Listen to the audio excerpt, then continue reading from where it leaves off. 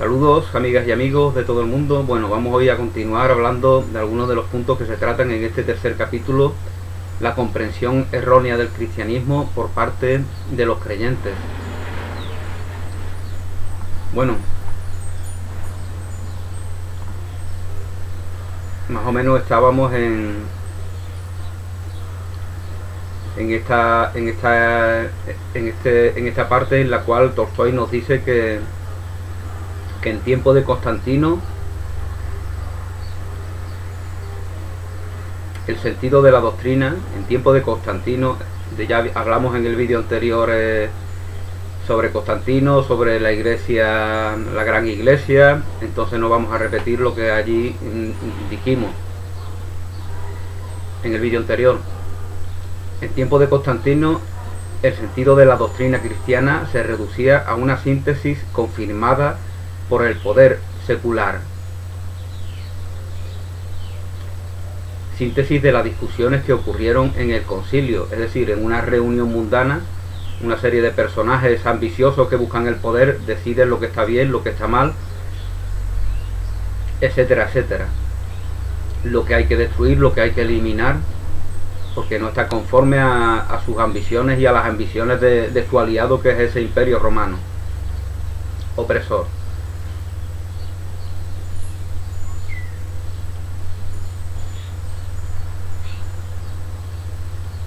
Entonces elaboran un credo, creo en esto, creo en aquello, y finalmente una iglesia universal, jerárquicamente organizada, porque está fundamentada en el miedo. No reconoce la iglesia en espíritu a la cual todos formamos parte, y por lo tanto se inventa una iglesia mundana, opresiva, que persigue a todos los que no se someten a ella. Hoy en día afortunadamente no puede darse esa persecución, pero se sigue dando. Se sigue a todos los cristianos que no comulgan con esas imposiciones, con esas desviaciones, con esas perversiones a las cuales llegan algunos sacerdotes, pues son excomulgados, ¿no? Una cosa absurda, ¿no? Porque para que te excomulguen tienes que comulgar con algo. Yo, por ejemplo, no comulgo con organizaciones criminales, por lo tanto una organización criminal no puede excomulgarme a mí, no tiene esa capacidad, ¿no?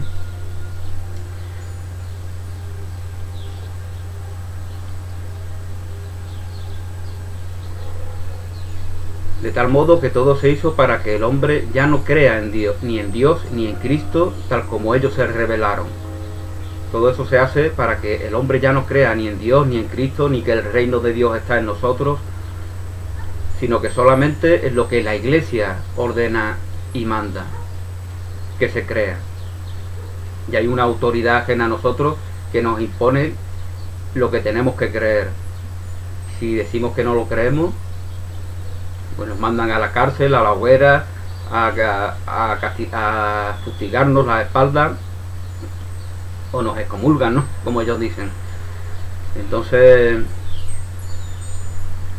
aquí lógicamente esto da pie a la hipocresía, ¿no? Pues lógicamente, como no es divertido que te quemen, que te azoten, que te metan en prisiones, como eso no es divertido, pues lógicamente todo el mundo todo el mundo dice sí, yo creo lo que haga falta. Lo que digan esos señores sombríos de la sotana, pues en eso yo creo, porque quiero mantener mi integridad. Entonces el inicio de la hipocresía es el rescatar esa doctrina de los judíos hipócrita, ¿no? De los fariseos, que precisamente por eso a los fariseos se les considera hipócrita, ¿no? Pero la iglesia es sagrada. Una vez que ya se ha hecho esta invención, afirmamos que la iglesia es sagrada, que es inviolable, la iglesia que fue fundada por Cristo, cosa que no se da en ningún tipo de evangelio, no se afirma en ningún tipo de evangelio. Dios no podía dejar a los hombres la libertad de interpretar su doctrina arbitrariamente, nos dice Tolstói. Por esto él instituyó la iglesia. Todas estas máximas son hasta tal punto falsas y privadas de fundamento que se siente vergüenza al refutarlas. todas estas doctrinas, todo este credo, todas estas imposiciones basadas en el miedo, lógicamente quien las hace, en ellos mismos subyace la conciencia de lo absurdo de todos esos elementos. Y ellos saben perfectamente de que no son más que elementos mundanos, creados desde el mundo, desde ese mundo al cual Jesús nos anima a desapegarnos, para reconocer plenamente el reino de Dios que está en nosotros. Por eso dice Tolstói que da vergüenza refutarla, porque es evidente para todos aquellos que pueden demandar una refutación, es evidente para ellos también la falsedad de todas estas imposiciones. En lugar alguno, continúa Tolstói, aparece indicio de que Dios o Cristo haya fundado algo que se asemeje a lo que los creyentes entienden por la palabra iglesia. En lugar alguno aparece eso. Existe en el Evangelio una indicación contraria a la iglesia como autoridad externa, indicación de lo más claro y de lo más evidente de que no se debe llamar a nadie maestro o padre. No debemos llamar a nadie maestro o padre o sacerdote. Eso se nos dice en los evangelios. ¿Por qué? Porque nuestro maestro Cristo, nuestro maestro Jesús el Cristo, Jesucristo, es nuestro guía para reconocernos plenamente en ese reino de Dios que está en nosotros, tal como Él lo hizo. No hay maestro eterno. Ningún maestro tiene un discípulo para ser su maestro eternamente. Tiene un discípulo para que ese discípulo al mismo tiempo ejerza ese magisterio del cual está siendo receptor, hasta que llegue el momento en el que no sea preciso magisterio alguno, porque todos nos reconocemos plenamente en ese reino de Dios, que está en nosotros. No se hace mención alguna a aquello que los creyentes llaman iglesia, como una entidad organizada, ¿no? Todas las entidades organizadas en el mundo nacen, se desarrollan y mueren, como pasa con los estados, con los ejércitos, con los partidos políticos, absolutamente con todo. Cumple su función circunstancial, histórica, y desaparecen. Y desaparecen desde dentro, desde como ocurrirá con todas las iglesias mundanas, porque en ellas mismas subyace su falsedad, su contradicción, su negación de sí mismo, su negación de la doctrina de Cristo, su negación de los mandamientos que nos da Jesús, su negación de ese trabajo interior que todos tenemos que hacer para aceptarnos plenamente en ese reino de Dios que está en nosotros. De esto tiene conciencia todos los miembros de todas las iglesias organizadas.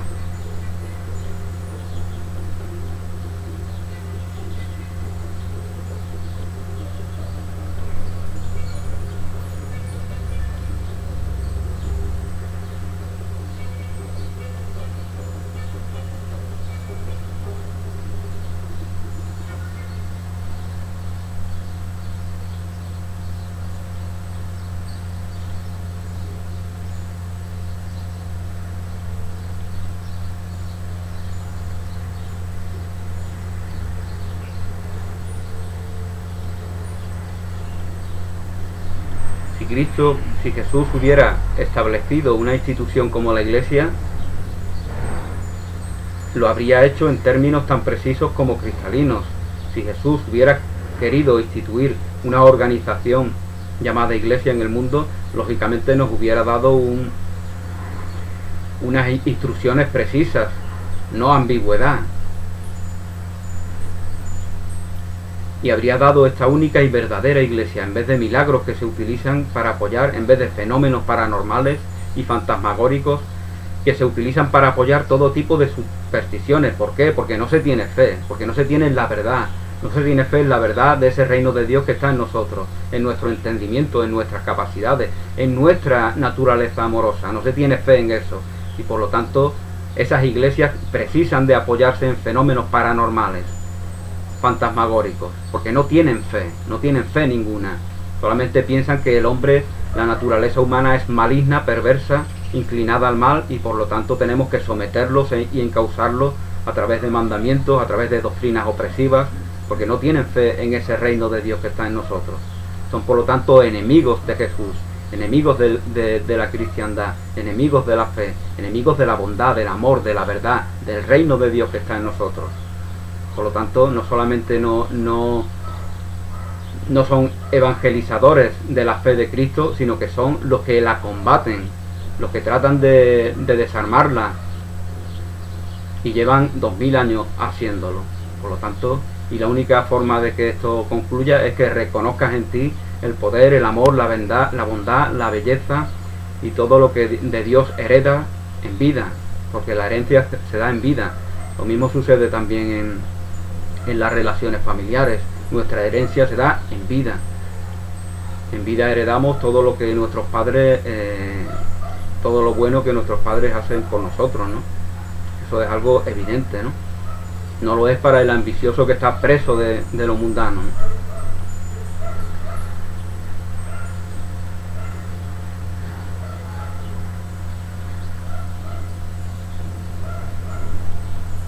El Catecismo Católico, nos dice Tolstói, dice que la Iglesia es la sociedad de los fieles, establecida por nuestro Señor Jesús, extendida sobre toda la tierra y sumisa a la autoridad de pastores legítimos, principalmente nuestro Santo Padre, el Papa, entendiendo por pastores legítimos una institución humana que tiene por guía su Papa y se compone de determinadas personas unidas entre sí por una determinada organización.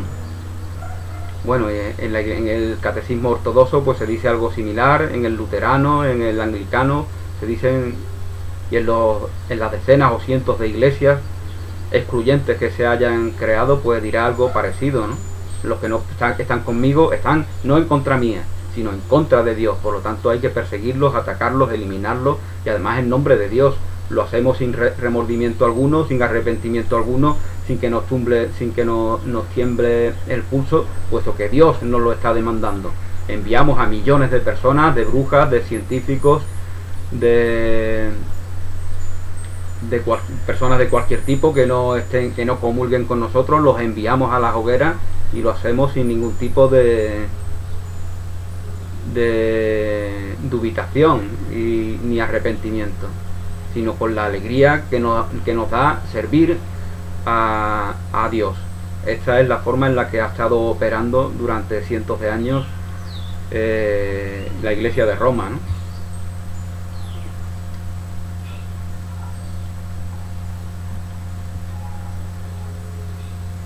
Para los católicos, la Iglesia divina se encarna en la jerarquía romana y en el Papa. Para los ortodoxos, la Iglesia divina se encarga en la jerarquía griega y rusa. Para los luteranos, en la unión de los hombres que reconocen la Biblia y el catecismo. Parece ser que los luteranos, cuanto menos, tenían sus dudas de que se pudiera instituir una iglesia humana, jerárquicamente. Parece ser que empezaban a estar convencidos de que eso se degradaba hasta el extremo, ¿no? No es que se degradara, es que ya era una degradación de por sí, ya era una negación de la doctrina de Cristo, que no precisa de excusas, ni soportes, ni apoyos mundanos, porque está en ti, la evidencia de la verdad está eternamente en ti. Las falsedades del mundo, las vanidades del mundo, son lo que necesitan justificaciones.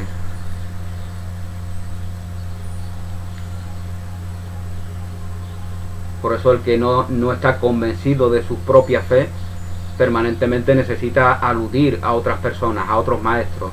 No, esto lo ha dicho Freud, y como si Freud lo ha dicho, pues como Freud es un ser superior, pues yo me puedo apoyar en él. No, quien habla así está dando a entender que se desprecia a sí mismo y que considera que hay unas personas que tienen una autoridad que en sí mismos ellos no tienen.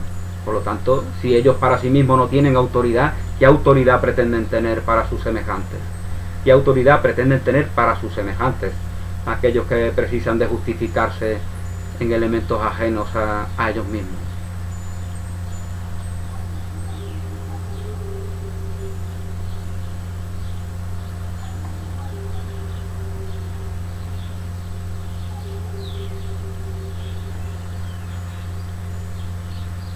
La Iglesia, esa institución que afirma poseer la verdad indiscutible, no surgió sino en el momento en el que ya no estaba sola, en el que existía por lo menos dos. La Iglesia, cualquiera que sea la institución a la que le demos ese nombre, existe desde el momento en el que hay otra a la cual se enfrenta. Es hija de la dualidad mundana, de la necesidad de un enemigo ante el cual hay que combatir, de otros que también se llaman iglesia, como mínimo otros, o puede ser otros muchos, ¿no? Los fieles estaban de acuerdo. No fue necesario que su sociedad única se constituyera en iglesia. Solamente cuando estos hombres se dividieron en partes opuestas, negándose mutuamente, solamente cuando nos negamos mutuamente los unos a los otros, necesitamos instaurar una iglesia. Pasa igual con los estados, con las tribus que crean ejércitos.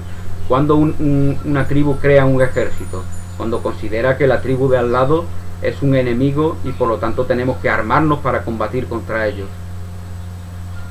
Mientras que los de la tribu de al lado sean nuestros hermanos, sean hijos de Dios tal como lo somos nosotros, sean hijos de la bondad, del amor, de la belleza, de la creatividad, del poder, de la empatía, de la vida, de la eternidad. No precisamos de instituir ningún tipo de ejército. Los estados con sus fronteras, ¿cuándo empiezan a instaurarse? Cuando interpretamos que hay un grupo de personas que no forman parte de nuestra comunidad y por lo tanto tenemos que poner fronteras para separarnos de ellos. Es el miedo, es el odio, es la maldad, es la confrontación la que da origen a los estados, a las iglesias, a los ejércitos. Y tener conciencia de esto no va a deshacer de momento esta realidad, pero sí que supone un paso muy importante en nosotros. Y va a determinar la forma en la que hablemos, en la que pensemos, en la que actuemos en nuestras relaciones cotidianas, ¿no? Supone un grandísimo avance, aunque al principio no parezca que lo sea, ¿no? Porque no se nos está animando a combatir a nada. Aquellos que se reconocen plenamente en el amor no van a combatir contra nadie ni contra nada, porque tienen conciencia de que todo también en el mundo cumple una labor. Pero en el mundo todo es efímero, todo es pasajero, todo se deshace en la ilusión del tiempo. Con lo cual ese servicio en última instancia lo cumple para que esos velos que nos ocultan la verdad del reino de Dios que está en nosotros, se vayan deshaciendo poco a poco.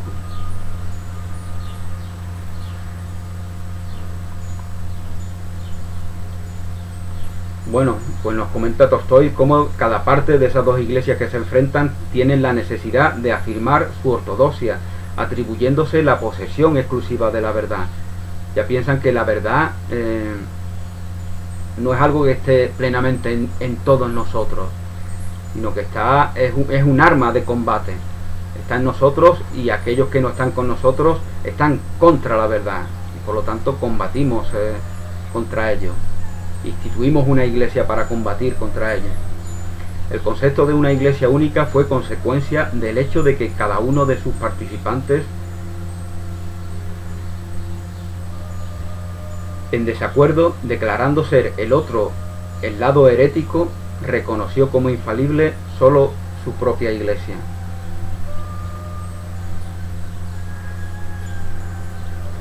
Las confrontaciones, los enfrentamientos, las sociedades excluyentes como las iglesias son consecuencia del miedo, son consecuencia de sentirnos inferiores a otros, de tener miedo de que la verdad esté en ellos y no en nosotros. Por eso nos enfrentamos a ellos, ortodoxos y católicos, anglicanos y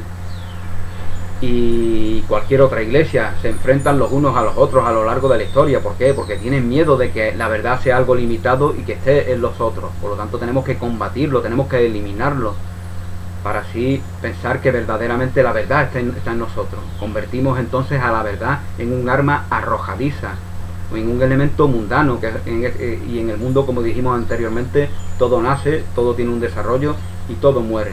Y por lo tanto enloquecemos y pensamos que la verdad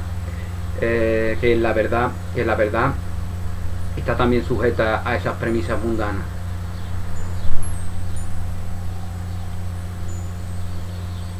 Si hoy existe una iglesia católica convencida de su infalibilidad, es porque existen iglesias grecorrusas, ortodoxas, protestantes, cada una de las cuales afirma su propia infalibilidad, negando en consecuencia a las otras iglesias. Es decir, la iglesia es, como os comentaba anteriormente, una organización excluyente, y la premisa de ser excluyente es la que determina la realidad en la que vive.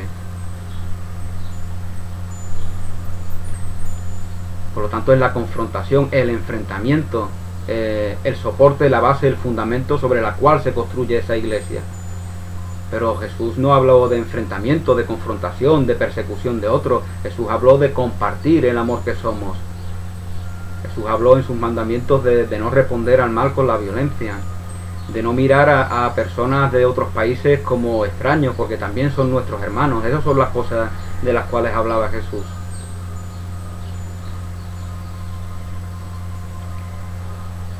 Estas numerosas sociedades que afirman, cada una por su cuenta, ser la Iglesia universal fundada por Cristo, y que las demás son sectas y herejías, no existieron y realmente no existen, a no ser como fenómenos históricos. El Catecismo Católico dice, por ejemplo, ¿quiénes son los que están fuera de la Iglesia? Los infieles, los herejes y los sectarios. Esto dice la organización católica. Los sectarios son aquellos que se llaman ortodoxos. Los protestantes son reconocidos como herejes. Protestantes, anglicanos, evangélicos, todos esos son herejes y sectarios para la Iglesia Católica. Lo que pasa es que hoy en día hay que ser políticamente correcto, y el señor que lidera esa iglesia, pues lógicamente no va haciendo estos comentarios en cada una de sus disertaciones.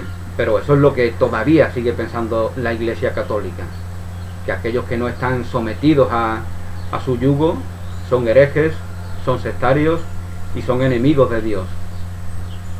Eso es lo que piensan, y antes por lo menos lo decían. Ahora no, ahora hay que callarlo, pero seguir pensándolo. En el catecismo llamado ortodoxo leemos: bajo el nombre de Iglesia única de Cristo se extiende solamente la Iglesia ortodoxa, que se llama ortodoxa precisamente porque ellos necesitaban buscar una palabra convincente, y ortodoxa es la que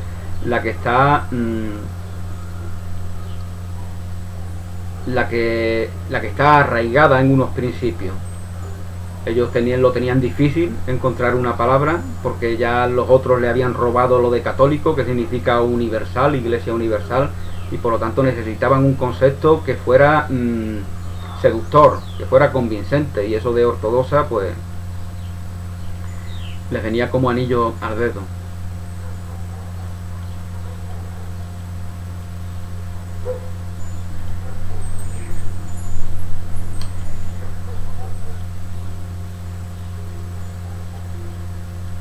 Para los ortodoxos también la Iglesia romana y otras confesiones no forman parte de la Iglesia universal, pues se dividieron en sí mismas.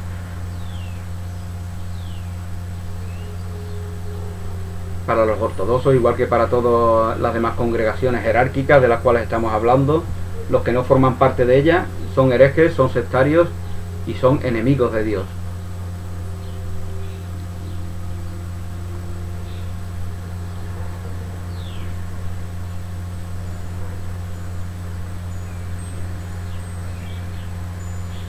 Bueno, pues Tolstoy nos sigue hablando sobre los elementos, ya una vez que se ha fundamentado esto en el miedo, en la mentira, en la necesidad de confrontar. Lo que hace falta es inventar más elementos que sirvan para apuntalar toda esa falsedad basada en el miedo.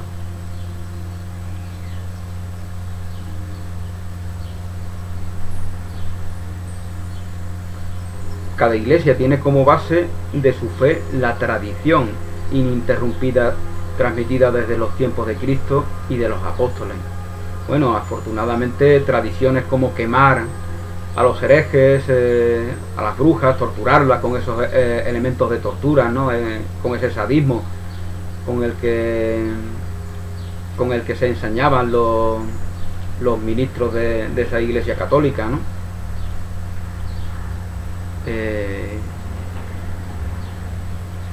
se complacían torturando mujeres hasta la muerte en aparatos realmente horribles, ¿no? Bueno, afortunadamente, como os comentaba, esas tradiciones que durante varios siglos mantuvo la Iglesia Católica, gracias a los derechos humanos, gracias a la conciencia en la cual hoy vivimos, porque la doctrina cristiana está latente en todos nosotros, a pesar de que estas iglesias la han querido eliminar, y paradójicamente, queriéndola eliminar a lo largo de la historia, lo que han hecho ha sido llevarnos noticias, traer noticias de ella, mantenerla. Esa es la gran paradoja.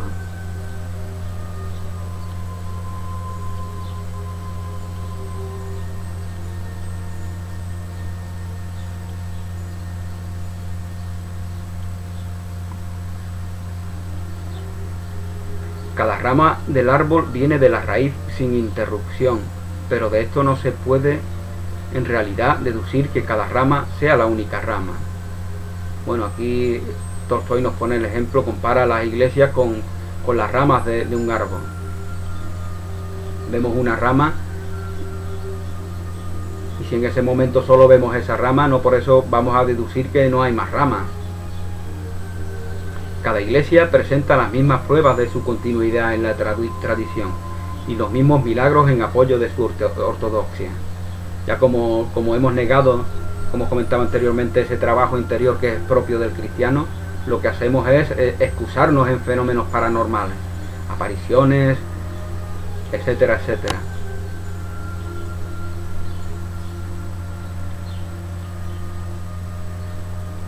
La característica principal de la doctrina de Cristo, la que la distingue de las otras, es que aquellos que la aceptaron tienden siempre más a comprenderla.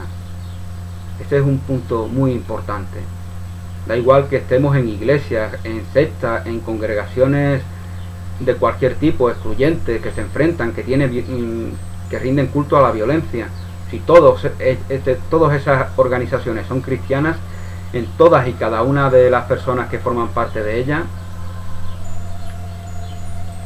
subyace la conciencia de que ellos tienden siempre más a comprender la verdadera doctrina cristiana y ponerla en práctica.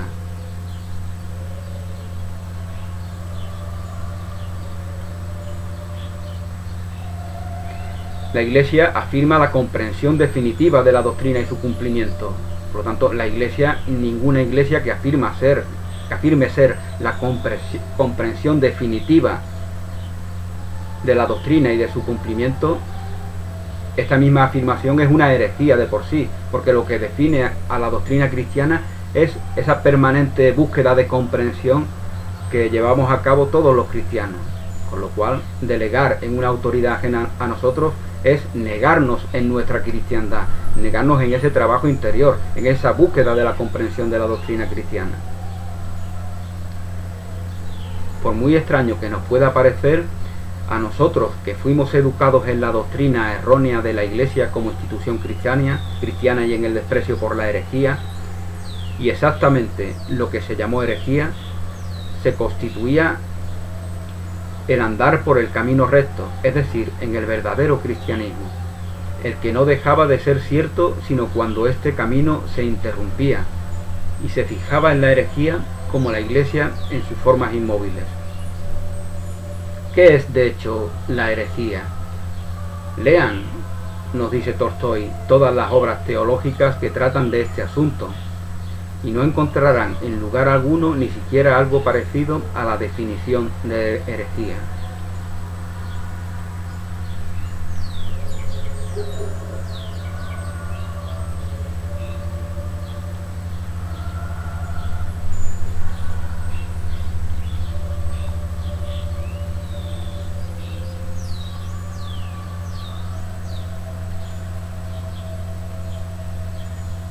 Bueno, por ejemplo, nos cita Tolstoy algún texto de algún historiador cristiano, que dice que, por ejemplo, la Iglesia La Iglesia es una libre asociación. Separarse de ella solo puede ser ventajoso. La polémica contra el error no tiene otros pretextos sino el pensamiento y el sentimiento. Un tipo doctrinal uniforme no se elaboró todavía. Las divergencias secundarias se producen en Oriente y en Occidente. Las diferencias secundarias se producen en Oriente y en Occidente con total libertad. La teología no está en modo alguno ligada a fórmulas invariables. Si en el seno de esta diversidad aparece un fondo común de creencias, no tenemos nosotros el derecho de ver no un sistema formulado y compuesto por representantes de una autoridad de escuela, sino la propia fe en su más seguro instinto y en su manifestación más espontánea.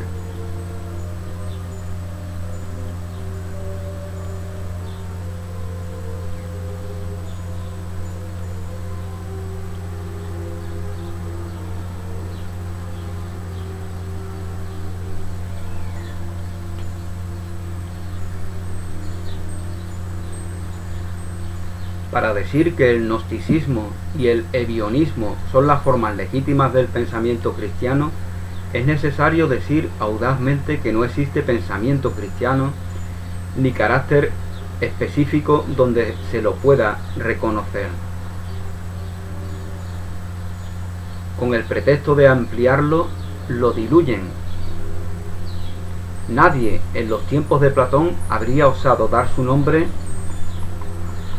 a una doctrina que no hubiera dado origen a la teoría de las ideas, y habrían provocado merecidos sarcasmos de Grecia, queriendo hacer de Epicuro o de Zenón un discípulo de la academia. Reconocemos entonces que sí existe una religión o una doctrina que se llama cristianismo. Reconocemos que si existe una doctrina que llamamos cristianismo, esa doctrina puede tener sus herejías. Bueno, un texto un poco enrevesado, pero más o menos es lo que yo siempre he dicho, ¿no? El cristianismo no existe. El cristianismo no existe, porque los ismos están para dividir.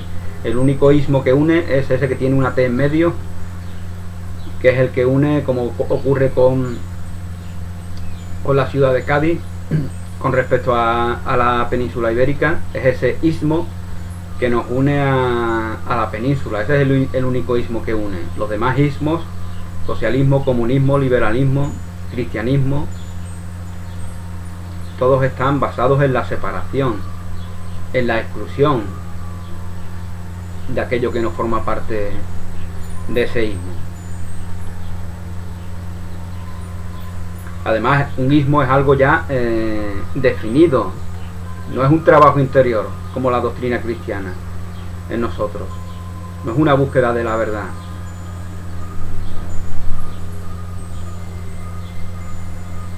Entonces, bueno, como aquí nos dice este historiador, Presence o algo así, que no sé cómo se pronunciará en francés,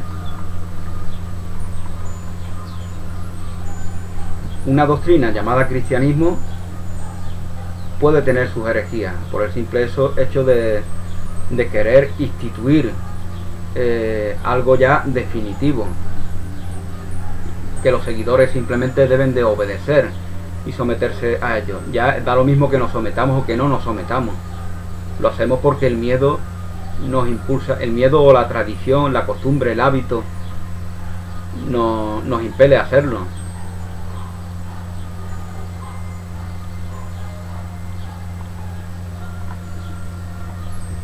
Toda la argumentación del autor dice, resumiendo, que todo raciocinio discordante de los dogmas profesados en cualquier tiempo es una herejía. Todo raciocinio, toda elucubración mental que nosotros hagamos buscando justificar, apuntalar en algo mundano la doctrina cristiana, es de por sí una herejía, porque es falta de fe en la verdad. Por eso a Jesús solamente le basta decir, os hablo la verdad, para reconocer la verdad en nosotros. No precisa absolutamente de nada más. Y nosotros en nuestra locura podemos llegar a creer que sí precisa de algo más. Y buscamos justificantes en el mundo. fenómenos paranormales, apariciones fantasmagóricas, porque no tenemos fe plena en lo que Jesús nos dice. Os hablo la verdad, reconoced la verdad en vosotros, reconoced el reino de Dios en vosotros. Y para ello os doy estos mandamientos, estos 5 mandamientos, de los cuales se nos habla también en el Evangelio abreviado, que es una versión que hace Tolstói de los Evangelios.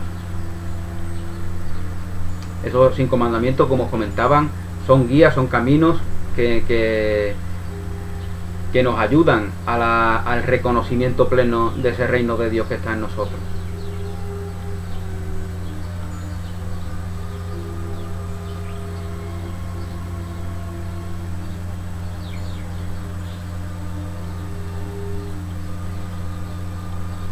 Toda la argumentación del autor dice en resumen que todo raciocinio discordante de los dogmas profesados en cualquier tiempo es una herejía.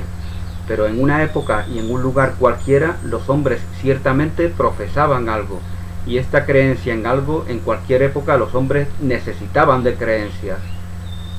Y esa necesidad de creencias, en algún lugar, en un tiempo cualquiera, no puede ser el criterio de la verdad. El necesitar de creencias da noticia de que nosotros no estamos aceptando plenamente la verdad en nosotros.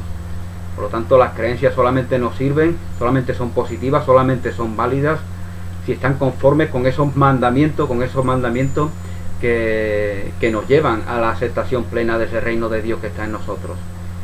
Vivimos de creencias, bien, busquemos las creencias que estén conformes con el amor, con la verdad, con la belleza, con la empatía, con el respeto a la vida, con todos los valores de los cuales Jesús nos habla. Y esas creencias nos conducirán, esas creencias serán el sueño feliz que nos conducen a la aceptación de ese reino de Dios que está en nosotros.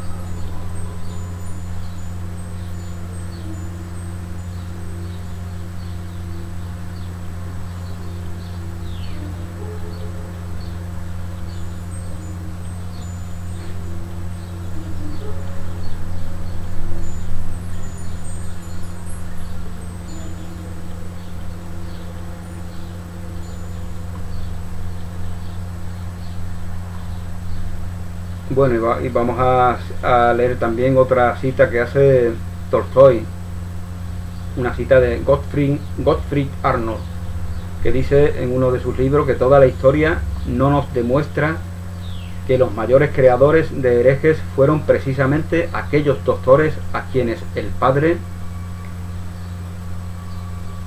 ocultó sus misterios. Toda la historia no nos demuestra tal vez que los mayores creadores de herejes fueron precisamente aquellos doctores a quienes el Padre ocultó sus misterios, es decir, los hipócritas, los fariseos y los juristas, o sea, hombres absolutamente privados de fe y de moral. Es decir, estas personas están en el poder mundano, en lugares de privilegio, no tienen fe ninguna, no tienen moral alguna, no tienen valores algunos, y sin embargo, precisamente por eso comulgan con lo que haga falta comulgar en el mundo, con las imposiciones de una iglesia, de un estado, de un ejército, con lo que haga falta. Y ellos son los sembradores de herejías. Lógicamente, cuando los vemos, enseguida tomamos conciencia de que esa verdad de la doctrina cristiana no está en esas personas, no está en sus actos, no está en sus palabras, no está en sus pensamientos, no está en su conducta. Con lo cual, si queremos buscar la verdad, lógicamente vamos a alejarnos de todo lo que esa persona representa. Y esa persona representa a esa iglesia, a ese estado, a esas leyes opresoras, a esos mandamientos basados en el miedo que nos da la iglesia. Eso es lo que representa a esa persona que no tiene moral, ni ética, ni fe alguna, pero que finge lo que haga falta fingir, porque viene a su favor, a su conveniencia mundana. Entonces estos son los fabricadores de herejes. Con lo cual, ser un hereje desde su punto de vista, desde el poder establecido, ser un hereje en realidad es algo positivo y valioso. Con lo cual, ¿qué significa herejía? Herejía con respecto a qué? Contra la iglesia mundana, que niega la auténtica fe cristiana, que niega ese trabajo interior al cual Jesús nos anima que llevemos a cabo. En los tiempos corruptos del cristianismo, continúa este autor, Gottfried Arnold, en los tiempos corruptos del cristianismo, los hipócritas y los envidiosos no rechazaron tal vez a aquellos hombres especialmente dotados por Dios, los cuales en los tiempos del cristianismo puro habrían sido altamente honrados. Se lo pregunta. Y al contrario, los hombres que en los tiempos de la decadencia del cristianismo se elevaron por encima de los otros y se declararon propagadores del cristianismo puro, ¿no habrían sido en los tiempos de los apóstoles y de los discípulos de Cristo reconocidos como herejes y cínicos anticristianos? Es decir, como las iglesias son entidades cambiantes, que hacen y deshacen, lógicamente en un tiempo los que hoy no son considerados herejes, pues igual si lo hubieran sido hace 2 siglos, y los que hace 2 siglos eran considerados herejes, pues igual hoy no lo serían.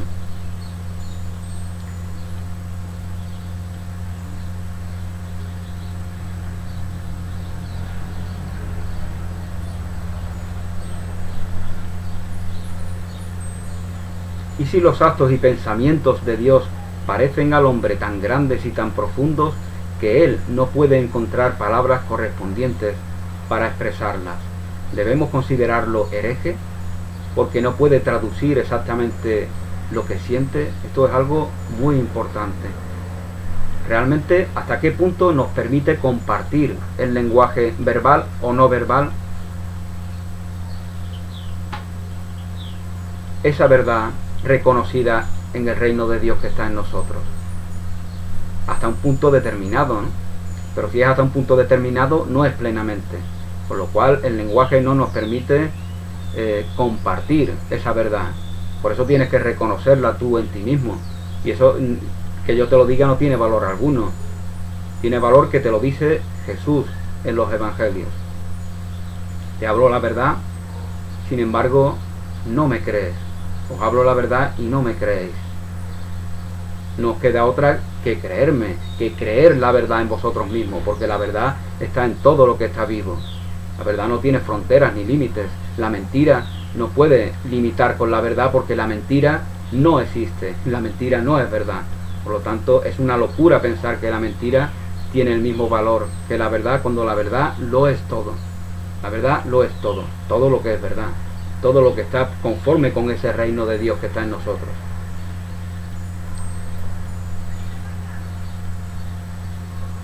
Bueno, pues por el momento lo dejamos aquí.